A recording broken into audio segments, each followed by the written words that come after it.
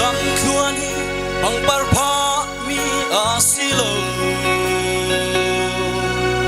ling le sâu he lung ra thấy tuar na klamasi har na ti let le chiala aral cha in ôi bật ra tuar ngan hi khri lắm khluan chu asi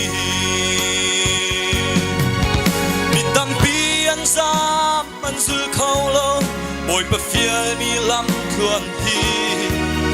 mà du zong in khri lắm sia mi kan tam e hình le sâu pa mi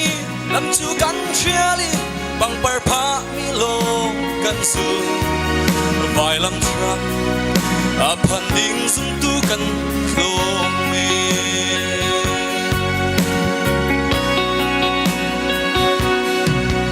khi biết ta quang à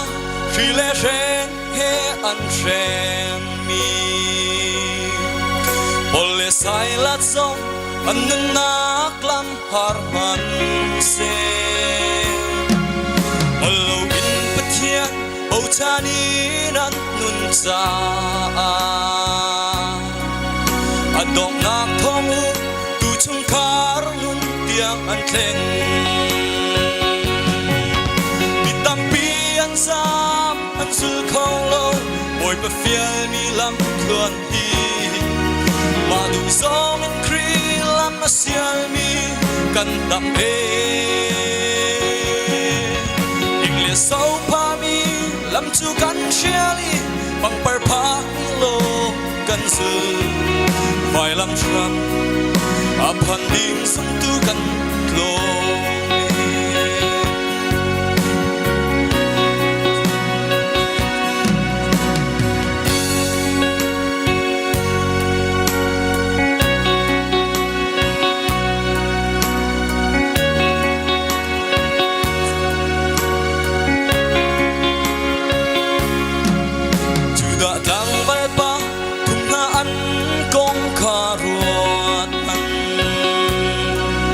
mi lem biak an fia a pathian lei chung an ki mei pu chung a pe an thi lai la mo ti a har na pin leia veng tu thon na alang ton amen mi tam pi an sam an zul khâu lo boy pa fial mi lam khuan hi mà du zong in kri lam sial mi kan tam be ding le so pa mi lam chu kan chiali bằng par pa mi lo kan su vai lam tra a pan ding sum tu kan lo mi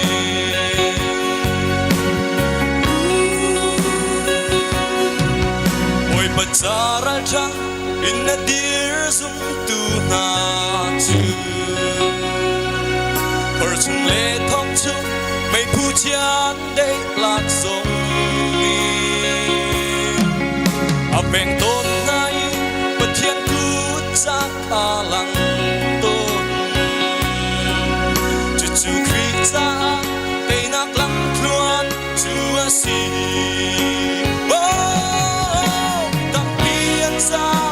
an zul khâu lo ôi pa fial mi lam khuan hi ma du zong in kri lam sial mi kan tam e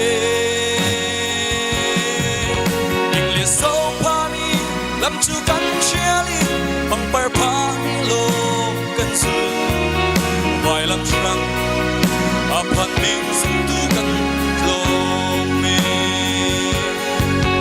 vai lam trăng a pan ding sum tu kan